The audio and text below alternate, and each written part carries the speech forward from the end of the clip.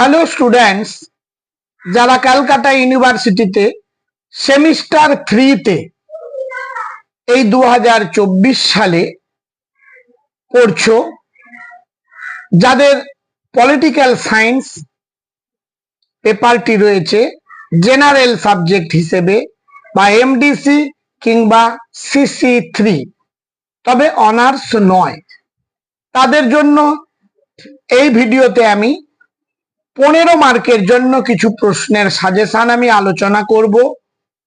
প্রশ্নগুলো তোমরা এখন থেকে তৈরি করে ফেলো, পরীক্ষায় 100% কমন তোমরা পাবেই পাবে। 2025 সালে তোমরা পরীক্ষায় বসবে। প্রতিটি বাছাই করা প্রশ্ন তোমাদের নিশ্চয়তা দিলাম কমন অবশ্যই তোমরা পাবে।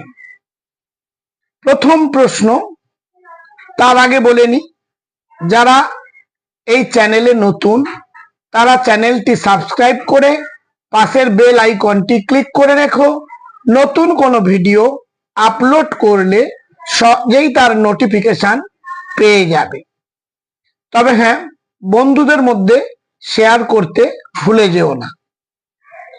একের দাগের প্রশ্ন, ভারতের পররাষ্ট্রনীতির বৈশিষ্ট্যগুলি আলোচনা করো। Discuss the features of India's foreign policy.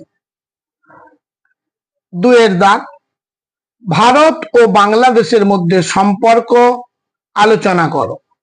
Discuss the relationship between India and Bangladesh. তিনের দাগ, ভারত ও পাকিস্তানের মধ্যে সম্পর্ক আলোচনা করো।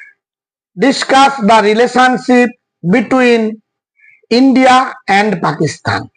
তোমাদের টোটাল 75 মার্কের প্রশ্ন পরীক্ষায় থাকবে।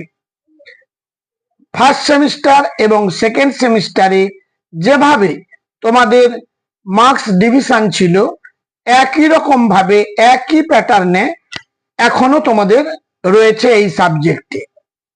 চারের দাগ, ভারত ও চীনের মধ্যে সম্পর্ক আলোচনা করো। Discuss the relationship between India and China.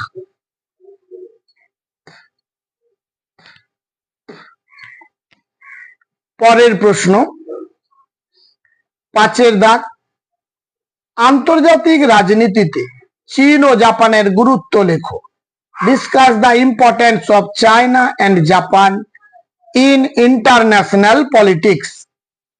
ছয়ের দাগ, ভারত ও মার্কিন যুক্তরাষ্ট্রের মধ্যে সম্পর্ক আলোচনা করো। Discuss the relationship between India and USA।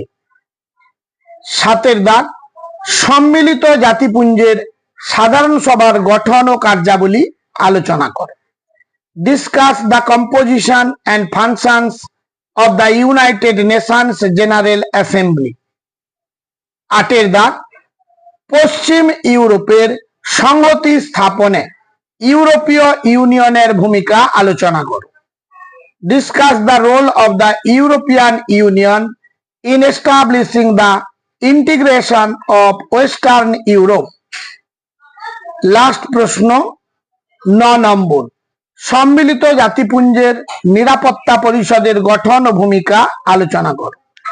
Discuss the composition and role of the United Nations Security Council. মাত্র এই 9টি প্রশ্ন।